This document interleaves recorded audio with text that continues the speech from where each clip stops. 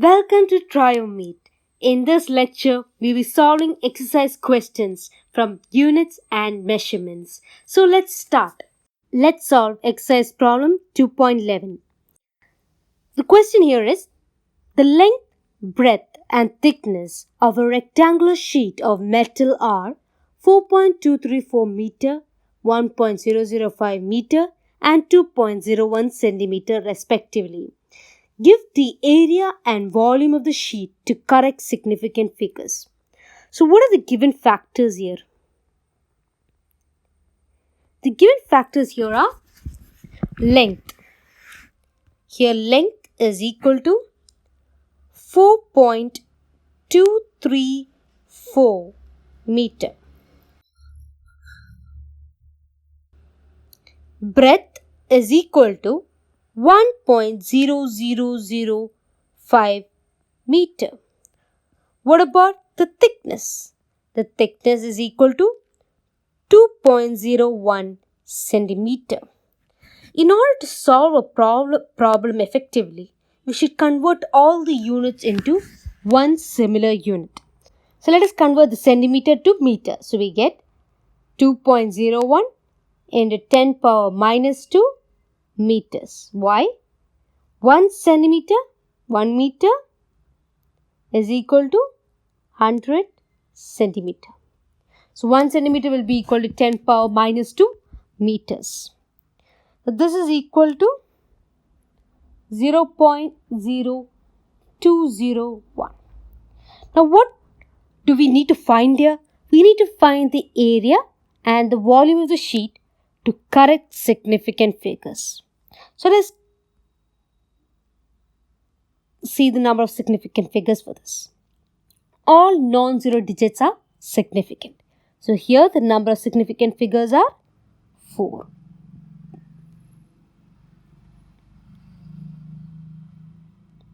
What about here?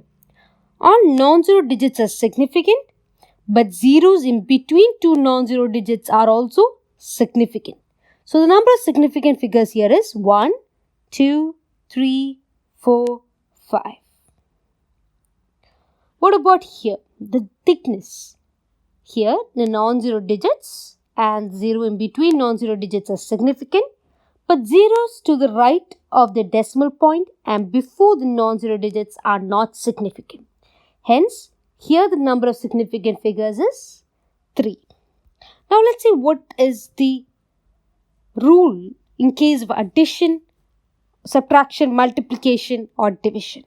So in the first part, let's see, here it is, in addition or subtraction, the final result should retain, final result, that's the final answer we get after solving, should retain as many decimal places as there are in the number with the least decimal places. Okay. So let's solve this problem. Now we're supposed to find the area. Now how do you find the area of a rectangular sheet? Area is equal to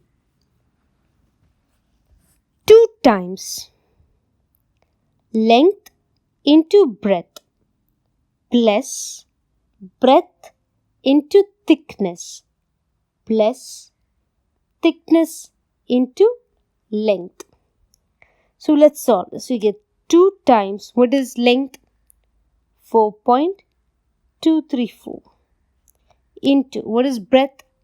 1.0005 plus breadth into thickness, that will be 1.0005 into 0.0201 plus thickness is 0.0201 multiplied by length, that is 4.234 meters. So after, the numerical value will be equal to 8.72 meters square. So this contains 3 significant figures. The number of decimal points here is 3. So our area is 8.72. Now let's solve how to calculate the volume. How do you find the volume of a rectangular sheet? That will be equal to length into breadth into thickness. So let's solve this. What is length? 4.234 into breadth is 1.0005 into thickness is 0.0201. So it will give us the value 0.0855 meter cube. Now, how many significant figures should the final result have? Let's see. In multiplication or division, the final result should retain as many significant figures as there are in the original number with the least significant figures. So we see here the original numbers are 4, 5 and 3 significant figures. What is needed is least number. The final result should contain the same as that in the original number with the least significant figures. That is, it should contain only 3 significant figures. So here 1, 2, 3. These are 3 significant figures. So final answer is in the correct form. So that is the end of this question. Problem 2.12. Question here is, the mass of a box measured by a grocer's balance is 2.300 kg. 2 gold pieces of masses 20.15 gram, 20.17 gram are added to the boxes. What is the mass of the box? The difference in the masses of the pieces to correct significant figures. So what is given to us? The given values are 1. Mass of the box. So let us denote that by capital M. That is 2.300 kg. Now, what about the others? The 2 gold pieces of masses. 2 gold pieces. So let us denote them by small m1, 20.15 gram. Let us convert this into kilograms. That will be 20.15 into 10 power minus 3. That will give you 0.0215. What about mass M2? That is equal to 20.17 gram. So this is in kilograms. So this will give you the value 0.0217 kilograms. Now what is the question? Question is to find the total mass of the box. So let's do part A. You have to find the total mass of the box.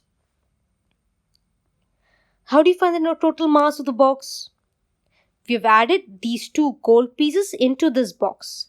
So the final mass will be the sum of all these values. So that is equal to 2.300 plus 0.0215 plus 0.0217. That will give us a final value of 2.34032.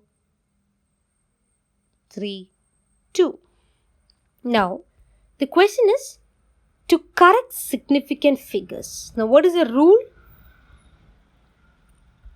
The rule is that in addition or subtraction, the final result should retain as many decimal places as there are in the number with the least decimal places. Number with the least number of decimal places. So here, our final answer will contain only 2 significant figures. That will be 2.3 kg. This is the final mass of our box. Now let's solve part 2. Part 2, they want to find out the difference in masses of the pieces. It's a difference in masses of the pieces.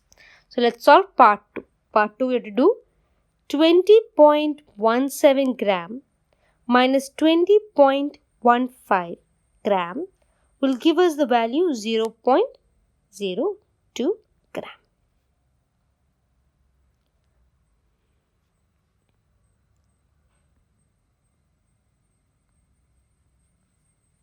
So this is our final answer for this question. Problem 2.13. The question here is, a physical quantity P is related to 4 observables A, B, C and D as follows. P, so the given value to us is P is equal to A cube B square by root of C into D. This is A cube B square C raised to 1 by 2 and D raised to 1. So the question here is, the percentage errors of measurements in A, B, C and D are 1%, 3%, 4%, 2% respectively. So what are the values that has been given to us? Delta A by A is equal to 1. Delta B by B, percentage error has been given. So this is equal to 3. Delta C by C is equal to 4. Delta D by D is equal to 2. Now the question here is, what is the percentage error? They are asking what is delta P by P? What is this value? If the value of P calculated using the above relation turns out to be 3.763, to what value should you round off the result? Okay, so let's solve the first part of the question. Now how do you solve this question? From Ncert textbook we know that in general, if Z is equal to A power P B power Q by C power R, our final result should be like this. This is how we find the percentage error of delta Z by Z, right? It will multiply the power by the percentage error of each value. So let's solve this. Using this we can solve. Delta P by P is equal to the power multiplied by the error added to power multiplied by the error plus power multiplied by the error plus power multiplied by the error. So what is 3 times what is delta A by A? That is 1. Plus 2 times what is delta B by B? That is 3. Plus 1 by 2 times what is delta C by C? That is 4. Plus what is delta D by D? That is equal to 2. So we get the final solution to be 3 plus 6 plus 2 plus 2. That is equal to 13%. Now let's see what part B of the question was. If the value of P calculated using the above relation turns out to be 3.763, to what value should you round off the result? So our value here is 3.763. 3.763. Since this value is above 5, we can round it off to 3.8. So this is our final result.